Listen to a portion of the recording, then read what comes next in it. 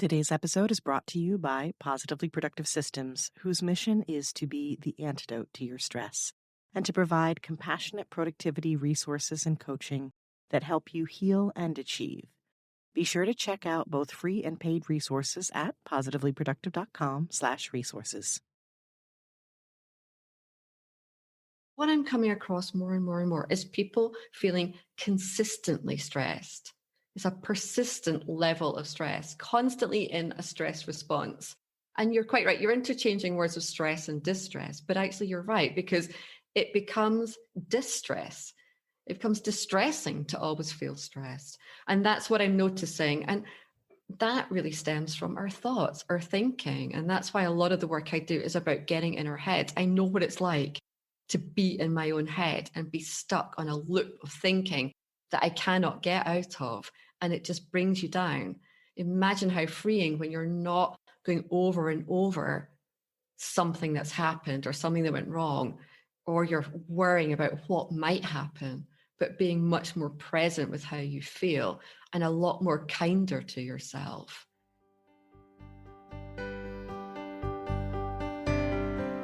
You're listening to the Positively Living Podcast. I'm your host, Lisa Zawrotny, founder of Positively Productive Systems and a coach certified in time and stress management, helping clients make space for what matters most in their lives. Join me each episode and we'll talk about decluttering, stress management, habits, personalized productivity, gratitude, and so much more. I understand the overwhelm of life because I'm a wife, mom to kids and cats, and a former caregiver. I'm here to help you choose what's right for you so you can do less, live more, and breathe easier. Sound good? Let's get to it.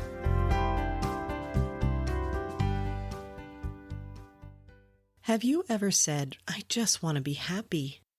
I think we all have in one way or another, but have you stopped to ask what that means or how to achieve it? That's exactly what we're doing today. This episode is more than a dictionary discussion. It's an encouraging and enlightening look at what happiness truly means to us and the choices we have to welcome it into our lives. If you're ready to create a life of balance, resilience, calm, and joy, this episode is for you. Once again, I'm so blessed with this podcast to connect with people from across the globe that are doing incredible things. Today's guest is another example, and what she shares resonates so much with me and my quest for positivity within the real world that we're all struggling to navigate. Today, I welcome Julie Leonard to the Positively Living Podcast. Julie is a Scotland native currently living in Germany. As a certified life coach and self-titled happiness evangelist, she is passionate about sharing her knowledge, skills, and tools with women and supporting them as they make positive changes in themselves and in their lives. Her 30-plus year career has been focused on empowering women to reach their full potential. She studied psychology and worked in mental health before making the natural move to coaching.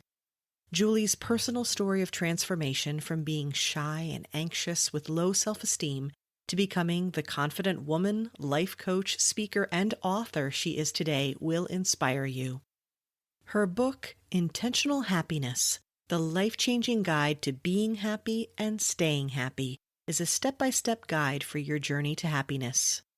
You are going to love Julie's calm yet enthusiastic demeanor and her dulcet Scottish tones. I'm a sucker for really great accents, and she's definitely got one. She makes happiness accessible and speaks from a well-researched perspective, which I so appreciate. She connects positive psychology research with practical tips and freely shares her own triumphs and trip-ups. Our conversation flows around a ton of topics, many of which have been covered in this podcast, but the overarching theme is balance.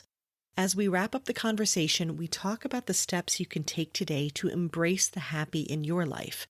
But my favorite part was learning more about her story and digging into what we need to know first. What makes us unhappy in our lives? So much of what she and I share today connects to themes of prior podcast conversations. When Julie shares her experiences growing up not being allowed to express her feelings with her family, it calls to mind my conversation with Katie Russler on episode 14 on grief. And when Julie talks about how the little things in our lives can often build and block us without us even realizing it because they weren't big things in our minds, it echoes what Mallory Jackson shared about the many levels and effects of trauma in episode 28. I so appreciate that Julie acknowledges the challenges we face in life. And much like my advice on gratitude, she assures you that seeking happiness is not about ignoring the struggles, but rather about finding balance. This is what Valerie Friedlander and I discuss in episode 8 on toxic positivity. The overlap likely continues in many other episodes as well, but those were the most striking ones and the ones I would recommend you listen to as a complement to today's episode. My conversation with Julie was a wonderful reminder of so many things. That it's truly possible to find happiness, that joy and fun are a critical part of our well-being, and in the most self-serving manner, that my constant focus on decluttering is right on the mark. Yes, you know we talked about decluttering, and you'll have to listen to find out all the different ways we touched upon it. The reminder that was most profound, though, was something I say constantly, but I want you to truly embrace. It's all connected. What do I mean by all? I mean our personal and professional experiences, our inner and outer environments, our grief and our passion. I mean all of it. When we realize this and we figure out how, it's a game changer for creating the lives we want. Welcome, Julie Leonard, to the Positively Living podcast. I am so ready to talk intentional happiness with you today. But before we do, would you please start by telling us a bit about who you are, who you help, and what makes you light up? Well, it is just so great to be here. I've been so looking forward to our conversation, Lisa. So this is wonderful. Hi, I'm Julie Leonard. I am a life coach and I call myself a happiness evangelist as well. So I'll tell you why I'm calling myself that in just a moment. But let me share a little bit about my story. You might hear from my accent, I'm from Scotland and I currently live in Munich, Germany. And I grew up in Scotland where we don't really express our emotions so much and we don't really talk about how we feel so much. And I grew up in a very loving family where they taught me amazing values that have really shaped who I am today, particularly around equality and just that everyone's got a right to be happy, I guess, is what I really learned from them. And but my father has experienced depression his whole life, and we never really spoke about what that was. And such a loving man, but he was often being in his own head or caught up in what's going on for himself. And so when I was talking to him, he might not hear me or might cut me off. And as a child, I internalized that in a really negative way of like, I'm not good enough, or I don't have an opinion worth listening to, that kind of thing. And I grew up very anxious and really shy and really introverted. And that'll be really hard to believe as you hear me chat. But I share it because I hope it also inspires people. Yeah, I've really transformed myself. And a big key to that was I went to study psychology. I think I really wanted to understand what was going on in my family and in my own head. And that was great because I realized I wasn't like completely strange, that I was a regular person. But even at university, I was so nervous. I didn't speak in class. I couldn't even go for a coffee. I was just so self-conscious. It was really hard for me. But through the psychology, and through all the work that I've done, I've learned so many tools that I've really applied to myself that really have transformed me into the woman I am now in front of you. And I hope that my story helps me relate to and inspire other women to make positive changes. But the other parallel was that through my work, I studied psychology and my dream was to become a psychologist, but I didn't quite end up going down that path. After university, I went to get some experience and I ended up working in the nonprofit sector in mental health. And I loved it. And I loved it because I could go right into people's homes and spend lots of quality time, real time with people, talking to them and helping them. And I would always ask them, like, what does recovery mean to you? What do you want to, what do you want to achieve? What would make you, feel good? And they would always say, I want to be happy. People kept saying to me, I want to be happy. And this really sparked in me, like, what is happiness? And people would then tell me something that was just completely attainable. Like, I want peace of mind. I want to feel calm. I want a relationship. I want to do something with meaning and purpose, those kind of things. So this really sparked my journey on like what happiness is. And I was essentially coaching people. It just wasn't called that. And then about 7 years ago, I moved here to Germany, and it was just a natural continuation to be a coach. And that's what I am. I'm a coach. And I work with women. And I guess my specialism probably is around negative thinking and limiting beliefs. It resonates with me in my own journey. It allows me to really get into the heads of the women that I work with. And I love helping women change that thinking into positive in order to get unstuck and move forwards. And I'm very passionate about happiness. I'm a happiness evangelist because I want to share the tools and the knowledge that I have. And I'm really on a mission right now. I think right now the world is, gosh, it's the strangest times, isn't it? And so much of our lives feel really out of control. There's a lot out there that's out with our control. But I know, and the research tells us, that so much of our lives and our happiness is within our control.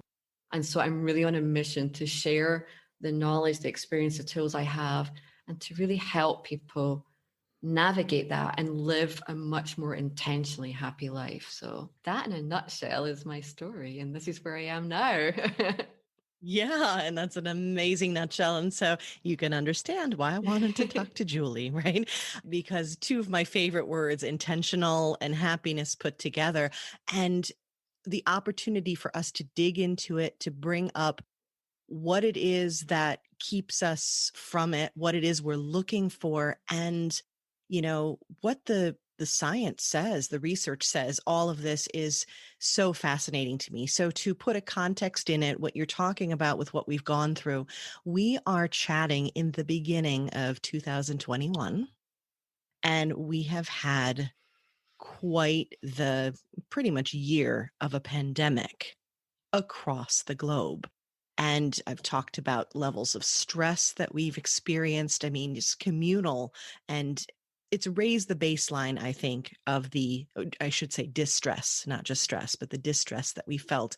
There's been so much going on. So I do think that this conversation, this knowledge, this deep understanding that happiness is attainable is more important than ever. You are absolutely right. So, can we back up a little bit and dig into what is happiness? What did you discover it was? What did you research and find that it is? What is it?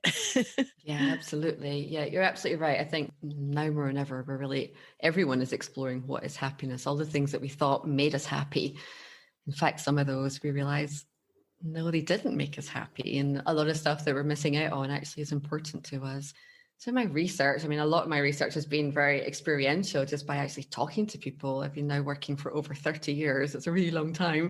And so in my own experience, happiness for people is often, the words that they use are things like balance, calm, resilience, being able to handle what life throws at them, finding joy every day. Those are the kind of comments that people share with me when I ask them what makes them happy. I think in terms of like the research out there by positive psychology, and there's some great researchers out there like Sonia Lyubomirsky, who did the How of Happiness. The research is really talking about how for most of our society, the emphasis on our happiness has been on external things, placing either on external happiness or like on material goods. And we've really been conditioned that the more we attain, the happier we will be. And of course, we do need a certain level, don't we? We've got Maslow's hierarchy of needs. We do need a nice place to live, to be warm, to be fed, to have the basic securities. We all like to have nice things. We all have our different levels of what we need and how much stuff we have. But, I'm not saying don't have those things, or money is important. We all need money. We all want to be free from worry and debt. Money offers us security and opportunity. But the research also shows us that when we look at income and we look at happiness, they don't correlate continually. So yes, as money continues and our happiness goes up with it, that's great. But there's a point that scientists have really calculated where income continues, but happiness does not increase at the same rate. And that is actually around about $75,000, which is a significant amount of money, but it's not a huge amount. So that what that really tells us is like, having your millions or your billions does not necessarily mean that you will be happier. That it brings us a certain level of happiness. It's not everything. And we've really got into this sort of, they call it a hedonic treadmill of constantly wanting more and more in order to satisfy that short-term happiness that we get when we purchase something. And so what I would suggest is that we look at internal as well as external happiness and getting that balance. That for me, happiness is about feeling that I have the tools and the ability to be resilient when life throws things at me. Because I also, I like to be transparent. I am a happiness evangelist and a life coach, but life happens to me as well. I am not immune to things. That's right. But I think I have a lot of the tools to help me. I don't get it right all the time. I have days where I'm really fed up or I'm negative or I don't want to go on. And it's just like, this is really tough. I have those times. Things happen to me, but I have the ability to work through them. And I have developed a lot of tools that I love to share with people that help you build that resilience so that you're stronger to deal with life. So yeah, that's what I would kind of say. Like in a nutshell, it's about that balance and resilience. And it's having a balance as well between setting your extrinsic goals, external goals, and intrinsic. So, about self-development, self-growth, that kind of thing. So really focusing on that. I guess balance seems to be the key word as we talk there, isn't it? I know, and I'm loving it. I'm loving it so much because I talk about it all the time. But these key words that you're bringing up correlate so much to the tools that we need to manage stress, to manage distress specifically, to manage stress in general, to allow the good stress in, to mitigate the bad, to have that resilience and to be able to, surf the waves of life, so to speak. It's not that we're going to get it right and keep it right. It's that we're going to handle what comes at us. And that's the thing. There's so much of what happiness has been described as, at least experientially for you, that relates to wanting to be able to manage the stress of our lives. And I think within that, when you find that balance and that calm, that's when you can be open to the joy and the wonder. When you aren't running around with your head on fire and like freaking out about all the things that you have to do and angry and resentful and frustrated, then suddenly you can step back and say, isn't that sky gorgeous? Or my favorite thing is letting someone in line in front of me because they look like they're in more of a hurry than I am. And what a luxury that feels like. Absolutely. But I think, right, when we can manage our own experiences, not just emotions, but our experiences in our lives, we can get to that point. And I think that's essentially happiness, right? I totally agree with you. And like as you've just described the circumstances that we're in now, there's these layers upon layers that people are having to cope with right now. And, the research has shown us that a lot of research is done in America, but Americans are reporting, that they're more unhappy now than they were like 15, 20 years ago. So the more we have, we seem to be more unhappy. And of course, with the pandemic, about a third of Americans are reporting mental health issues. So there's a huge increase, of course. And so we've got to look at that. We've got to listen to that because as I said, we've been told that the more things we have, the happier we'll be, but we're becoming more and more unhappy. And there's so many reasons why we have stress in our lives, but I'm meeting more and more people where stress is part of life. That's just a fact. Things happen and our bodies are designed to react to that, where we have a peak and we cope through that stress and we come back down.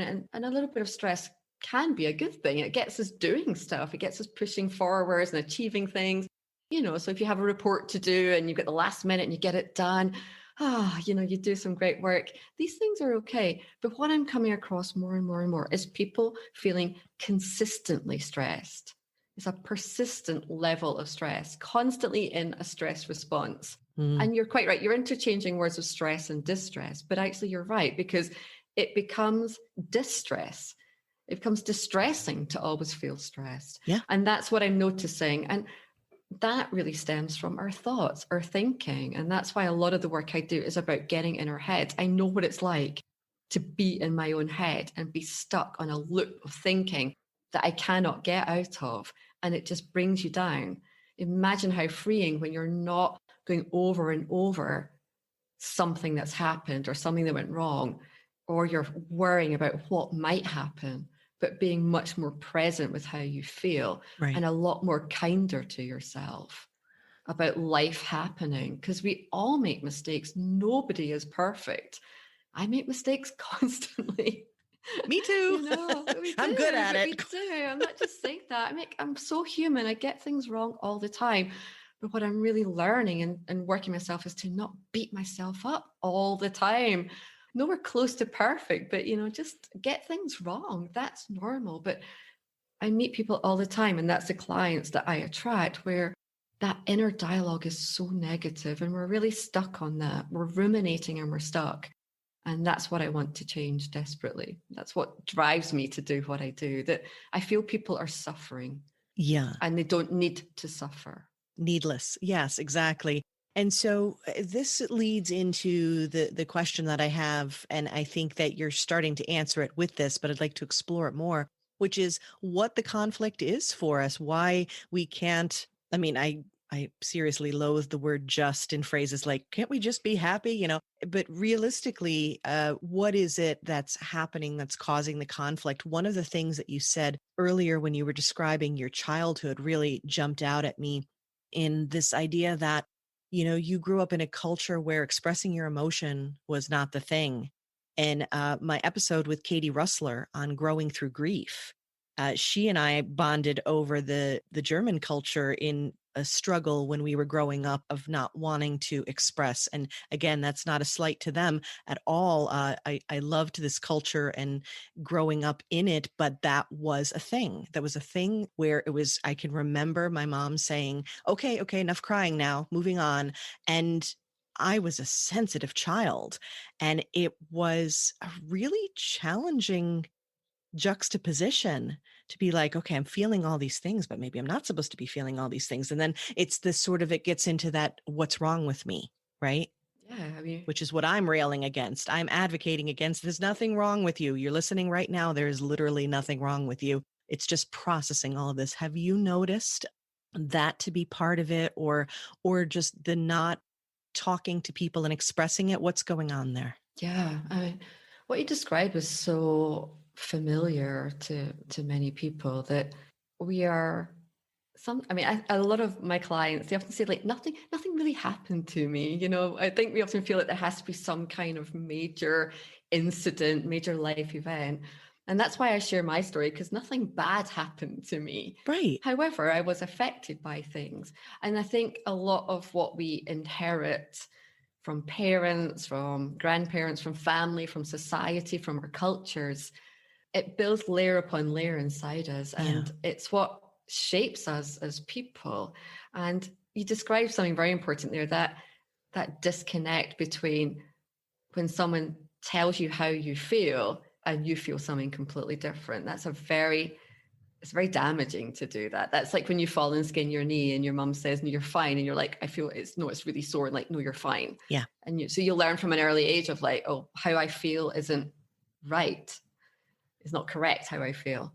But we hear a lot of stuff. We get a lot of messages growing up, sometimes not really meant to be deliberate. They're just passed on. They're just things that we hear. Sure. And so it's very important to examine the messages that we have and the language that we use in our own heads. And that's a starting point for me when I work with people, is to understand, like, who has shaped and what's been said, what are the beliefs that we now carry, and then looking at what we're actually telling ourselves in our inner dialogue, right, which is very much often an inner critic more than a nice inner dialogue, because it's just become so automatic. It's just who we are. The language is just there. And that's what I really listen to, is the language. So I think there's a huge amount of that just there's so many factors as we grow as a person that influences. And also, I think something that's important is that in the brain, we seem very naturally pulled towards the negative more than the positive. And I know you'll have said this many times, but it takes 5 positives to outweigh 1 negative. So we're very drawn. It's very easy for us to sort of latch on to negative and ignore a lot of the positive. And if you have any negative thoughts, and I don't know a human being that doesn't have no negative thoughts, we all have negativity in our minds, then we often seek that information that confirms what we believe, what we know. Yes. And that then continues to reinforce this knowledge.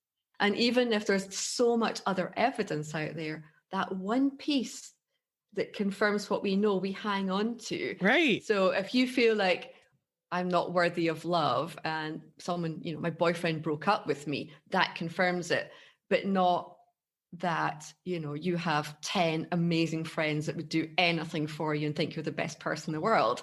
That doesn't fit in with the point of view. So I think our brains also kind of help sabotage that a little bit and reinforce the messages that we've had through life. It's not until I think we feel this level of distress or we get to a point where we realize we're not where we want to be, that often that's where people come and say, okay, something's got to change. And for me, it starts with the thinking. Once you change your thought, you change your life, definitely. Absolutely. And I've definitely talked about how our brains love to sabotage us. They mean well, I swear they do. But yeah, we're evidence seeking and we just default to the negative. I have not spoken of the 5 positives to break the negative. I like that numbers game here. This is good. And it's a good reminder to us, right? That we need to keep trying and keep finding more positives, not because there's only positive, but because it helps to create that magic word that you came up with earlier, balance, right? That's what we want. Mm-hmm. And to create that balance, it looks like we need to seek out more of the positive. And the other thing that you inspired me to think of in terms of the thinking that we're dealing with and where we're going with this and the sort of, it's the not enoughness. And I speak of this a lot.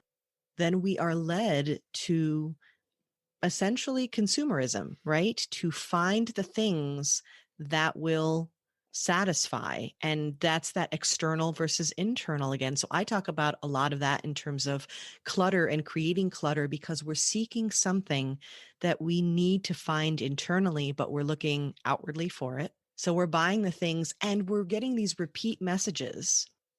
Sometimes it's not malicious. Sometimes it's just flat out hardcore marketing because all they really want is the money. But you have companies who will tell you repeatedly how not enough, not good enough, not whatever enough you are.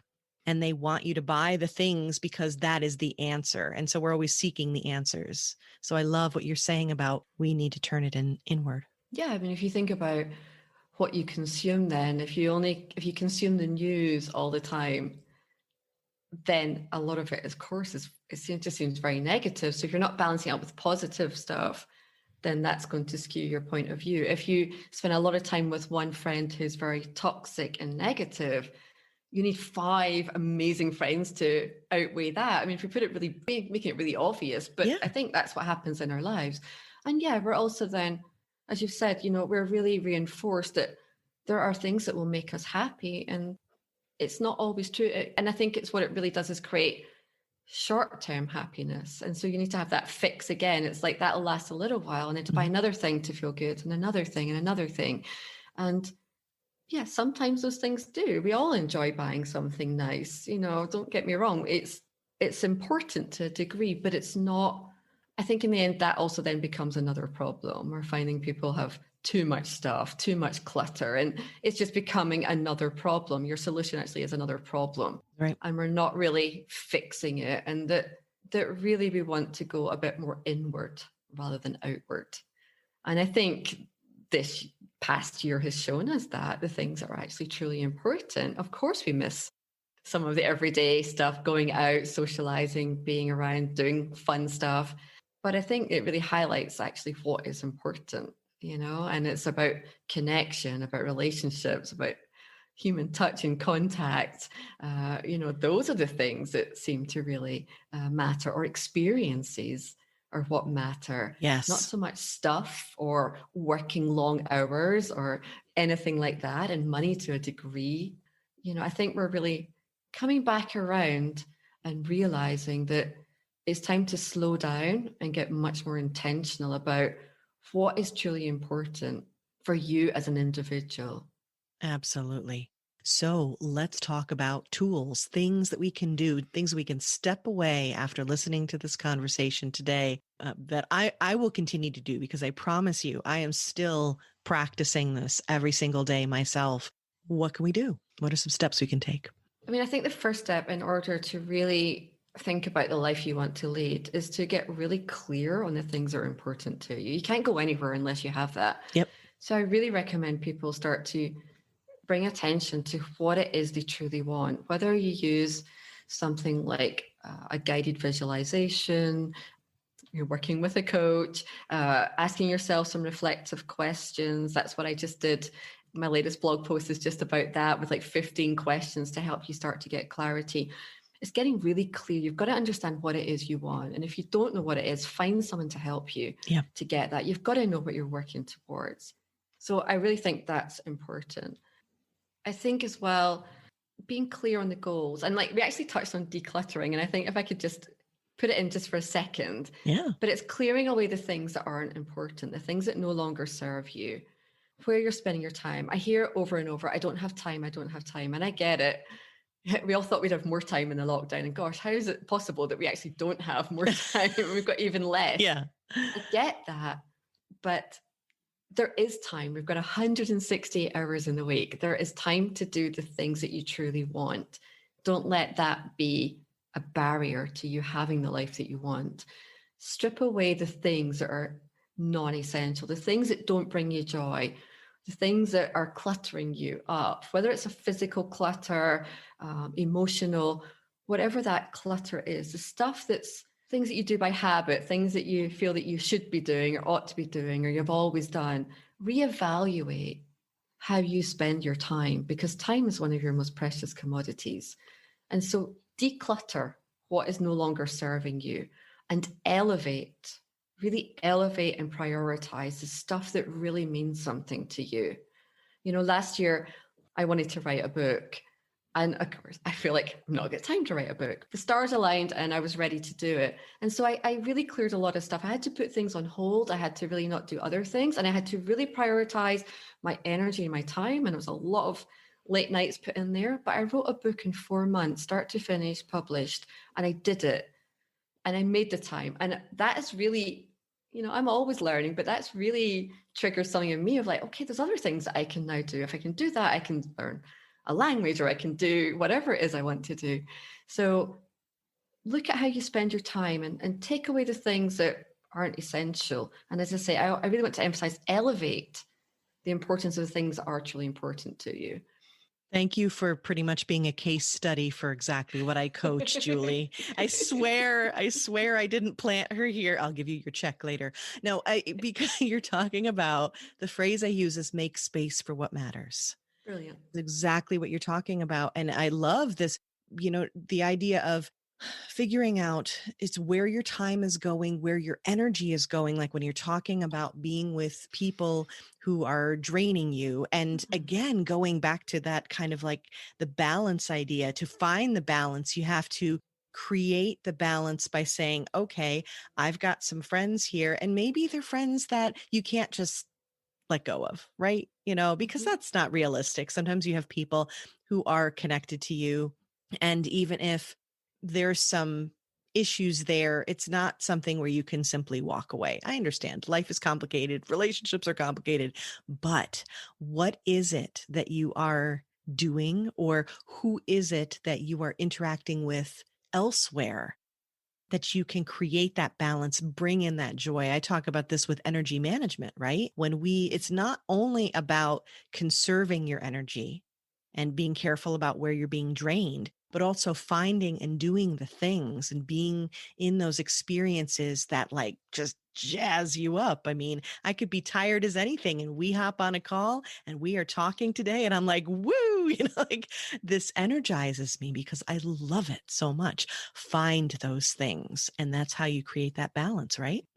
And I love that because like I run courses all the time and I run my intentional happiness circle, which in a sense is about planning those goals and working towards it. And what comes up all the time is when people set their goals, they are amazing goals, but I'm like, where's the fun stuff as well? Don't forget the fun stuff, and that was a big part of me being more intentional in my life was, yeah, there's things like my relationship is important, my family is important. So I protect Sunday as a protected day. That's family Mm-hmm. time, you know, but something that was important that to my happiness that brings me joy is going to rock concerts. I love going to rock concerts. And so I didn't do it for a while and I moved to Germany. I didn't know anyone that liked the same music. I had a little kid, I didn't do stuff for a while. And then I thought, but that brings me joy. That's the stuff that, yeah, I'm buzzing on. Yeah. And so I just decided that's what I'm going to spend my time and my money. It's really expensive here in Munich to go and do anything, but I prioritized that. And then I went out, I just went by myself and I was like, I'll just go to a concert and I'll go and have fun. And that just gave me so much, yeah, that energy, that joy, that happiness that balances out all the other stuff that we have to do. So yeah, you're right. Don't forget the joy in there. Don't feel guilty about that. Put it in there. Do the stuff you love. And that's something that really triggered a lot of the work I was doing as well. Like clients would say, oh, I really love going to the mountains, but I don't have time for that. Or I won't get there again this weekend. And they're like, well, why not? Or we have these beautiful Christmas markets here and people saying like, oh, I love the Christmas markets, but I don't have time to go there. And I'm like, well, why not? Like, if you love this stuff, make time for it. Do the stuff that brings you joy. What is the life you want to lead? What is that lifestyle?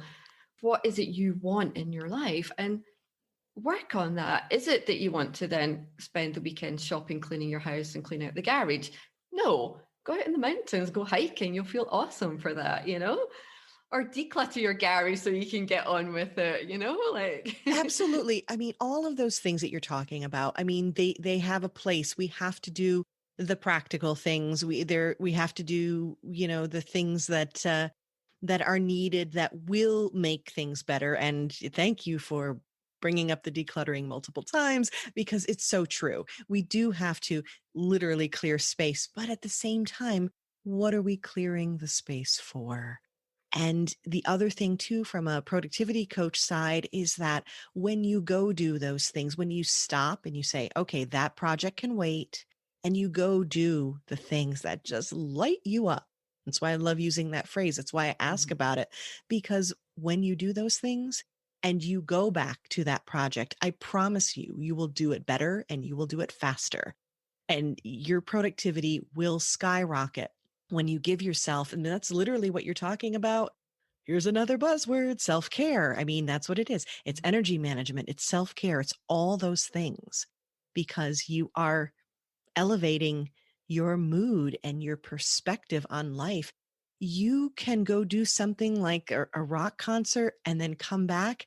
You've taken a break. Your mind is a buzz.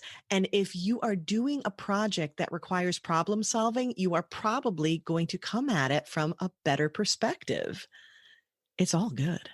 Absolutely. I love all about self-care and self-care in that really deep sense. Yeah, of course, take those 5 minutes to have a facial or 10 minutes in the bath, but that real deep, like things that pour into you. I think as women, we pour into so many other people all the time. Yeah. We give. My kind of job, I give to people all the time, but we're constantly giving. Most of us are we're programmed for that. We're givers, we're nurturers, we give. But it's so important to pour into ourselves. We've really got to nurture ourselves too. And whatever it is, whether it's fun, whether it's time out, whether it's the tools that we know are good for us, are healthy for us, that build that resilience and the happiness, your stuff, your gratitude journal or your journaling or your meditation, your mindfulness, your yoga. Those tools work. They don't take a lot of time, but they work. They're well researched, and consistently spending 5-10 minutes on the stuff like that, you're going to reap so much in the future because of them. Yes. So really focus on and give yourself permission, because this is so important. Like if we circle back to stress and distress, stress. The long-term effects of stress are extreme and they're damaging Yeah, on our very much physical so. and emotional health. This is as important as anything else, so you must consider the healthy eating, the exercise, but all the other things that pour into us and reduce our stress levels so that we are healthier and happier, and that long term we are here and we're healthy and we're happy. So it's vital that we carve those spaces to take care of ourselves. I love it. And I think that is the best place for us to wrap up that self-care in the deep sense. I love how you describe that. So are you ready now? Speaking of fun, to have a little rapid wrap up with me, Julie? Oh, yes, go for it. Okay. All right. So please fill in the blank. The song that always makes me dance is? Well, I totally love Hall and Oates, if we go way back to them. And I love You Make My Dreams Come True. That makes me dance around so much. Now I have to go listen to it. But the good Yeah. news is it will be on one of the volumes. I have multiple volumes now of my Spotify playlist for the Positively Living podcast. It's a dance Lovely. playlist. So you make my dreams come true. Okay, now I'm like, ooh, ooh, ooh. Exactly. Oh, I love them. And I got to see them just before the pandemic hit for the first time. And they made my dreams come true because I got to see them. But that song just gets me up dancing and moving and just makes me feel so happy. So Love it. Okay. How about the quote or mantra I share all the time is? So what I guess the one I always say and I love is go confidently in the direction of your dreams. Live the life you've imagined, by Henry David Thoreau. That's always leapt out at me for years and years. And I think it really sums up what I want to help people with, is to really just go for that life that you want, live that life, live it to the best, live an amazing life. And so, yeah, I quote that one a lot. Yes. And I'm a big fan of Thoreau, so loving that one. Yeah. All right. Now, how about a resource, book, or app that makes my life easier is? Now, this is harder because I don't use apps really at all. I have a really old mobile phone, so no apps work on it. Can I say what really comes to my mind? Absolutely. Even though this might not, I feel like it's contrived, but the thing that helps me the most is my book. And I'll tell you why, because all my resources are in one place now. Does that sound silly? I love this so much. All my notes, all my information, basically I don't have to have lots of notes. Everything that I do is in one little nice, neat package. Everything's there. Just so we're clear, if you are on my podcast and you are an author, you totally get to mention your book. And that was coming up next. So it's the perfect segue to talk about your book, Intentional Happiness. Yes. It was not, I thought, oh gosh, that sounds like I'm trying to promote. It's not, but it's actually genuinely because, I've pulled everything together. So I have everything to hand and it's fantastic. If I want to revise something or think about something or pull something out, it's all in one place. So I guess what that means is like pull everything together and have things organized makes a big difference. And that's the whole point of this. I'm definitely promoting your book. This whole idea of having something that makes your life easier, that makes your life better, that helps you toward the goal of what we're talking about today. Absolutely. Intentional happiness. I love it. Okay. And last, but definitely not least, what or whom are you grateful for today, Julie? Grateful for so many things. I feel really positive. I mean, I'm not going to be false about this, that, this is a hard time. And so I'm not going to be overly false that everything's fine, because it's not. I mean, it's okay to be struggling and having hard times. But so much has come out of this as well. And I guess today, what I feel really thankful for is because of this, I'm able to be on here with you and so many other people that I've met around the world, and had this opportunity to speak to people and meet people like yourself that I wouldn't maybe have met, because so much now is online, although that's quite exhausting. It's also, I find it like I get such a buzz. You talk about what pours into us. Like I love meeting people. I love chatting, as you can tell. And I absolutely love just meeting people from all around the world, but also like you and I, we met and it was just like, wow, we just clicked. And I think I'm so thankful for that I get to meet you and get to know you and to meet someone else who's just like on the same page, because that feels amazing when you start to pull those people around you who are just like, yeah, they nod with you, they don't look at you in a really kind of confused way, and that feels amazing. And so I'm truly grateful for the experiences that are showing up for me, the abundance of opportunities that are coming up to connect with people like yourself. Yeah, what you're talking about is gratitude in adversity.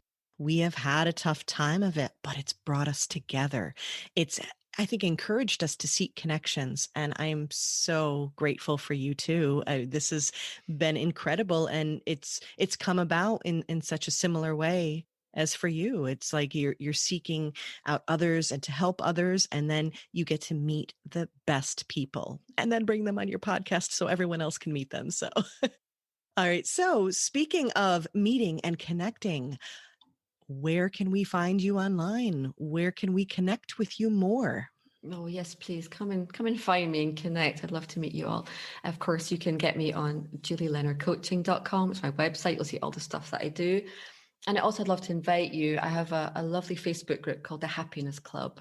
And I would love to invite you to come join me there. And every Monday, I also go live in a live online happiness club. So you can get to spend time with me and we talk about all aspects of happiness and just be together and connect during these really difficult times. So find me online or come into my happiness club. I would love to meet you and spend time with you. I will definitely have the links so you can find Julie online, including finding her book, Intentional Happiness, which is what started this whole conversation and is most definitely what we all want. Thank you, Julie. Thank you for shining your light in this world and for sharing it with us.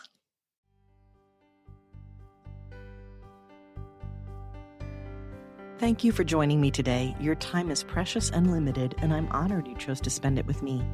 If you have feedback, questions, or want to schedule a chat, head to positivelyproductive.com/connect. And if you are looking for any of the resources referenced on the podcast, from books to products to training and more, go to positivelyproductive.com/resources.